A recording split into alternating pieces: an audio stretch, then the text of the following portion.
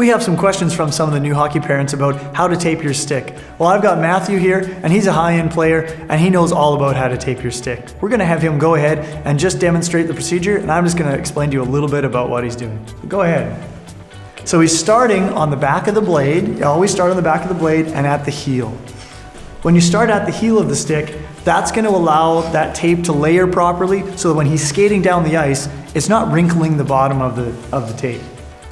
So you see he's overlapping a little bit of the tape. So how much overlap are we looking for? About 1/4 of an inch. So as he progresses down towards the toe of the stick, you're gonna notice that it goes on without any wrinkles. It's important that it doesn't have wrinkles in it because any of the wrinkles in there are gonna just affect a little bit how that puck feels on the player's stick. He's just making his way down to the toe. Now, it's always personal preference how far down the toe you wanna actually tape it, and we're gonna find out what Matthew's personal preference is. So he likes to leave a little bit of the toe. I'm not much of a dangler, so I never really use my toe much. Okay. So I just keep it open. It's easy for me. Perfect. So now we have that all taped, and now do you normally smooth it out? Yeah, I'll smooth it out, make sure it's all nice and no wrinkles. Sure. Let's flip that around.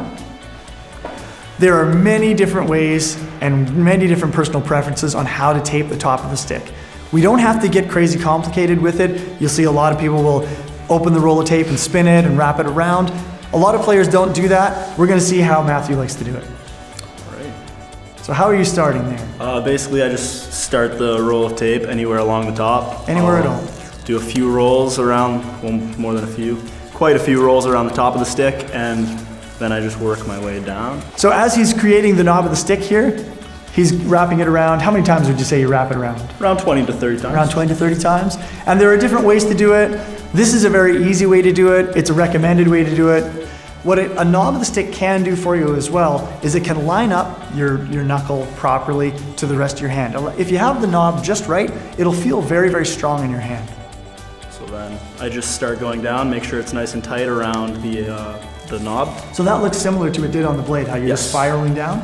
Perfect. And then I'll try to make it as smooth as possible as I transition down to the rest of the stick.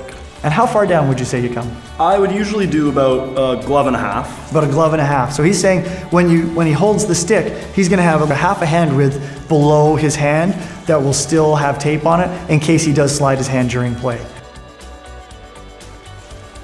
And how do you end it? I'll typically just do one more wrap around. And a straight across loop. So no more spiraling down, so he's going straight across so that there's no tag hanging off the end. And there again, as with all the taping, you always smooth it out. And there you go. That stick is ready for the ice. At Source for Sports, we know our stuff.